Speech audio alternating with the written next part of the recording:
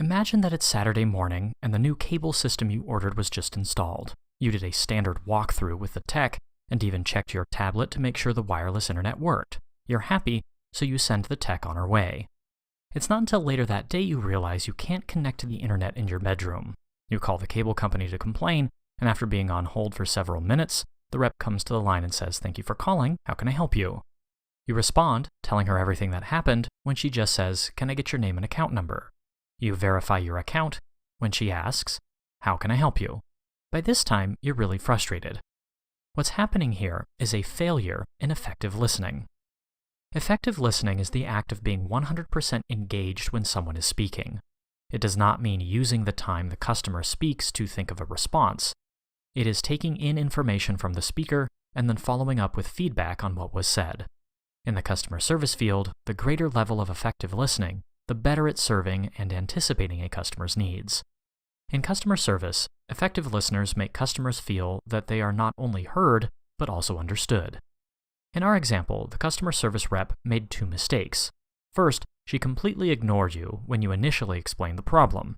Secondly, she asked you to repeat yourself after the verification process. Protocol is important, but hospitality towards the customer is always first priority. The fix for the mistake is easy. When a customer calls in with a complaint or an issue, show empathy by apologizing. Though you may feel that you are admitting fault, what you are actually doing is acknowledging the fact your customer is having a bad experience. Another benefit of an apology is putting the customer at ease. Showing empathy not only de-escalates the situation, but makes the customer feel heard and important. It gives them the feeling that they matter, and that finally they have reached someone who cares enough to help them. When the customer's complaint is not acknowledged, the customer begins to feel ignored and frustrated. A simple apology like, "I'm so sorry to hear about that. As soon as I can get you verified, we will work together to find a solution to your problem," not only shows empathy, it also alerts the customer of the verification process, as well as reassures the customer that you want to resolve their issue. In our example, the representative's second mistake was asking how she could help after you'd already explained the whole problem. Once you were verified, the rep should have attempted to paraphrase and repeat what she understood of your complaint. A simple, "So let me see if I understand you correctly," would have sufficed. Acknowledging the customer is more than just greeting the customer and using the correct surnames. You must be able to summarize what the customer has said, taking the time to stop every so often to verify that you understood correctly. If the rep had been an effective listener, she could have made relevant suggestions on how to solve the problem, or even upsell you to a higher internet speed or more powerful router.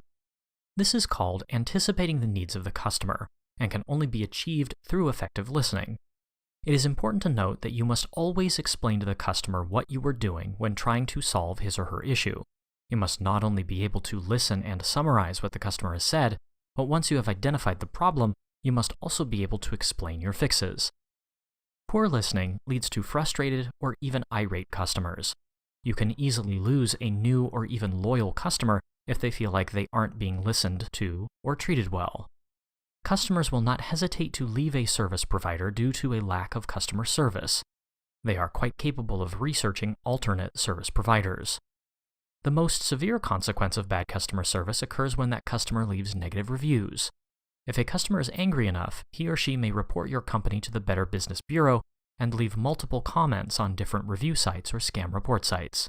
This can be incredibly damaging, as you've not only lost a customer, but their reviews turn away other potential customers as well. Effective listening is understanding what a person has said and then providing relevant feedback. In customer service, effective listening entails acknowledging the customer and showing empathy by apologizing, especially when there is an issue. Effective listening allows customer service to anticipate customers' needs and might create upsell potential. The biggest consequence to poor effective listening is bad PR, which influences potential new customers.